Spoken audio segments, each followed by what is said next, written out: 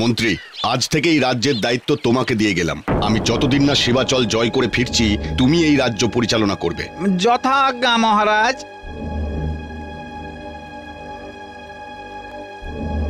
জাহাজ ছাড়ো।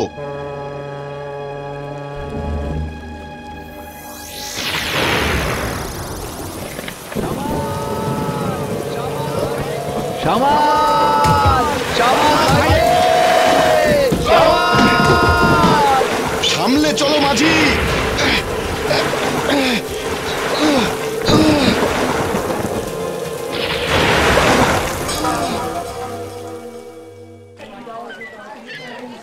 বেঁচে আছে।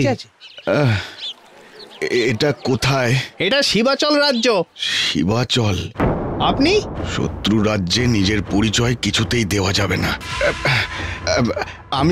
আমি বহুরূপী। আমাকে এখানে কোথাও কয়েকদিন থাকতে দেবেন? আপনি আমাদের রাজার কাছে যান, তিনি দয়ালু। একটা ব্যবস্থা আপনার ঠিক হয়ে যাবে। কোন দিকে রাজবাড়ি? ওই দিকে। আচ্ছা, নমস্কার।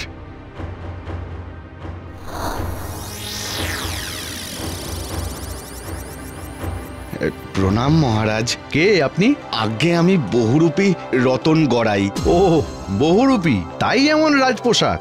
বলুন, আমি আপনার জন্য কি করতে পারি? দয়া করে আপনি যদি আমায় কিছু কাজ দেন তাহলে খুব উপকৃত হই। আমি সব কাজই পারি।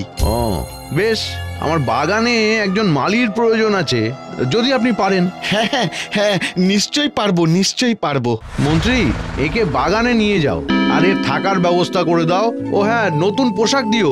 যথাজ্ঞা মহারাজ।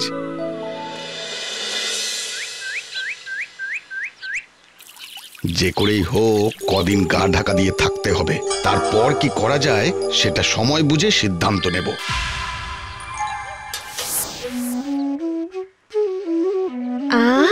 কি মধুর। কমলা, এই কমলা। হ্যাঁ রে কমলা, কে বাজায় রে বাঁশি? আগে আমাদের নতুন মালি রতন গড়াই। আহা, থামলেন কেন? কে?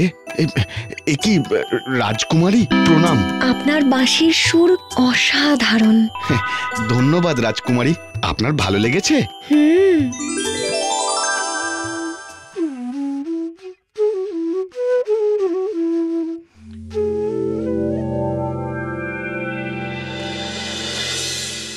দেখি মা, তোমার জিভখানা দেখি। কেমন দেখছেন বৈদ্য? আগে মহারাজ ভালো। এই কয়েকদিনেই রাজকুমারী অনেকটা সুস্থ হয়ে গেছেন। বেশ বেশ বেশ, তাহলে আগামী মাঘী পূর্ণিমায় রাজকুমারীর স্বয়ম্বর সভার আয়োজন করব। সমস্ত রাজ্যে ঘোষণা করে দেব। যত দ্রুত সম্ভব রাজ্যে রাজ্যে পত্র পাঠাবো। না পিতা, এখনই নয়। না মা, আবার সারঙ্গের রাজা যে কোনো মুহূর্তে আমাদের রাজ্য আক্রমণ করতে পারে। তাই তোমাকে নিয়ে আমি প্রথমেই চিন্তামুক্ত হতে চাই। তোমার মায়ের মৃত্যু তোমাকে যেভাবে অসুস্থ করে তুলেছিল, তাই আমি আর কোনো ঝুঁকি নিতে চাই না।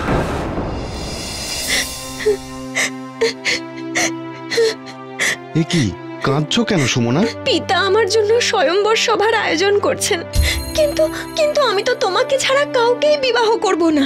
রাজামশাই একজন মালির সাথে তার কন্যার বিবাহ মেনে নেবেন না। পিতাকে এখনো বলতে পারিনি, কিন্তু বলতে আমাকে হবেই, যে করেই হোক। পিতাই তো বলেন, উপাধি বা পদবি নয়, আগে ব্যক্তি মানুষকে বিচার করতে হয়।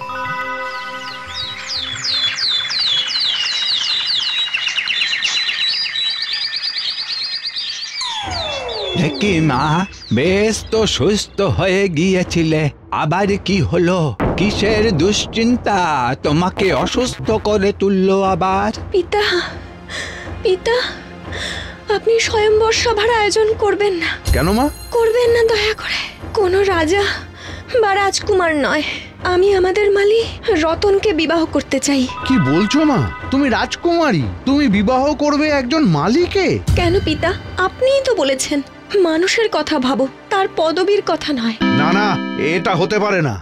আহা মহারাজ। আচ্ছা আচ্ছা, আগে সুস্থ হও মা। মহারাজ, এবারে রাজকুমারীকে সুস্থ করে তুলতে সর্পগন্ধার পাতা লাগবে।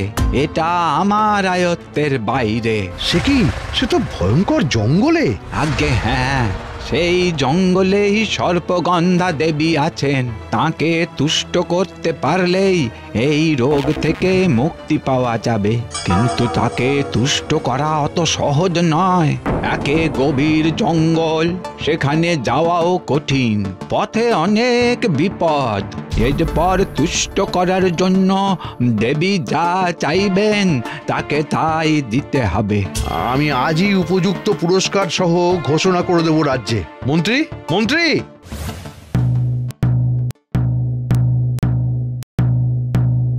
শুনুন শুনুন শুনুন, কলাই জঙ্গলে গিয়ে সর্পগন্ধা দেবীকে সন্তুষ্ট করে রাজকুমারীর জন্য ওষুধ আনতে হবে।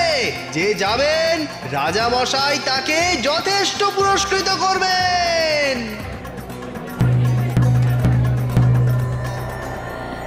না মহারাজ, ওই জঙ্গলে যেতে কেউ রাজি হচ্ছে না। সে কি হবে এখন? কিন্তু মহারাজ, বেশি সময় নেই। যে করেই হোক আজকের মধ্যেই সেই পাতা জোগাড় করে আনতে হবে, নইলে আমি যাব।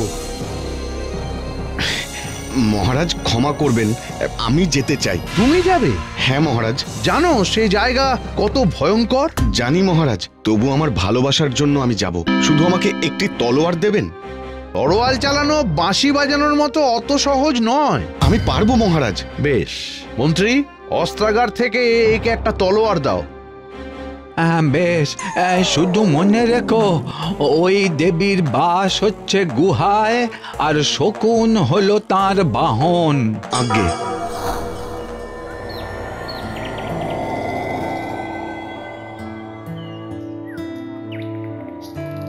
হায় হায়, যে রাজ্য আমি যুদ্ধে জয় করব বলে বেরিয়েছিলাম, আজ সেই রাজ্যের রাজকুমারীর জন্য এমন বিপদও মাথা পেতে নিলাম। ভালোবাসার এতটাই জোর আছে, আগে জানতাম না। না না, কোনো মতেই কাউকে আঘাত করব না। খুব সাবধানে এগোতে হবে, ভাবনায় অন্যমনস্ক হলে চলবে না। যদি রাজপোশাকে ঢাকা থাকতো শরীরটা, তাহলে এত কামড়াতেই পারতো না। উফ!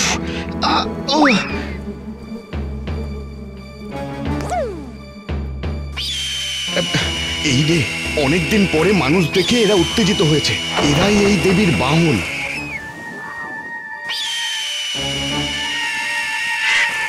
সুযোগ বুঝে নখের আঁচড়ে এরা আমাকে মেরে ফেলবে। তারপর না না না না, আমাকে সর্পগন্ধা দেবীর কাছে যে করেই হোক পৌঁছতে হবে।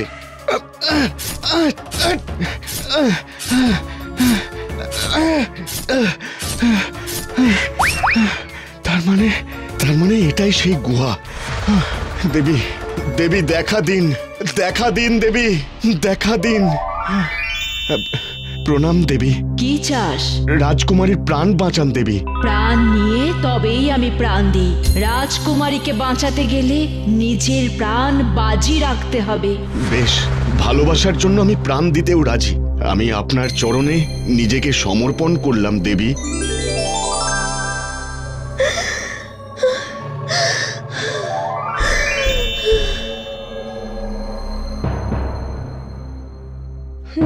দেবী সর্পগন্ধা, প্রণাম দেবী। শুধু আমাকে নয়, তাকেও প্রণাম জানিও, যে তার ভালোবাসার জন্য নিজের প্রাণ বাজি রেখে তোমাকে বাঁচিয়েছে। সে কি রতন? না না না না না, তবে এ প্রাণ আমি চাই না দেবী। আপনি ফিরিয়ে নিন, রতনকে বাঁচান আপনি। রক্ষা করুন দেবী, রক্ষা করুন দেবী। দেবী, সে যে আমার ভালোবাসা। ভালোবাসা না থাকলে আমি এমনিতেই মৃত। সেই মৃত জীবনের চেয়ে শারীরিক মৃত্যু অনেক ভালো। যে প্রাণ আমি ফিরিয়ে দিই তা যে আর নেওয়া যায় না। বেশ, তবে আমি মৃত্যুবরণ করে তার কাছে যাই। দাঁড়াও, তোমাদের দুজনের ভালোবাসা দেখে আমি মুগ্ধ। তথাস্তু, রাজকুমারের প্রাণ আমি ফিরিয়ে দিলাম।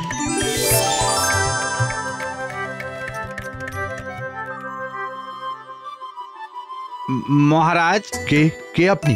উনি আমার মন্ত্রী। মন্ত্রী? কিন্তু তুমি তো মালি। না মহারাজ, উনি আমাদের সারঙ্গের রাজা, মহারাজ নীলাদ্রি। নীলাদ্রি? হ্যাঁ, ক্ষমা করবেন পিতা। আমি আপনার রাজত্ব লুট করতে আসছিলাম, কিন্তু পথে জাহাজডুবি হয় আর আমি আপনার রাজ্যে এসে পড়ি। তাই আমাকে ছদ্মবেশ ধারণ করতে হয়েছিল। কিন্তু এখানে এসে রাজকুমারী সুমনা আমায় শেখালো, ভালোবাসায় যা পাওয়া যায় যুদ্ধে তা মেলে না। আমায় ক্ষমা করবেন পিতা। ছি ছি ছি, এ কি কথা রাজা নীলাদ্রি, এ তো পরম আনন্দের কথা। আজ থেকে তবে দুই রাজ্য সম্পর্কের বন্ধনে আবদ্ধ হলো।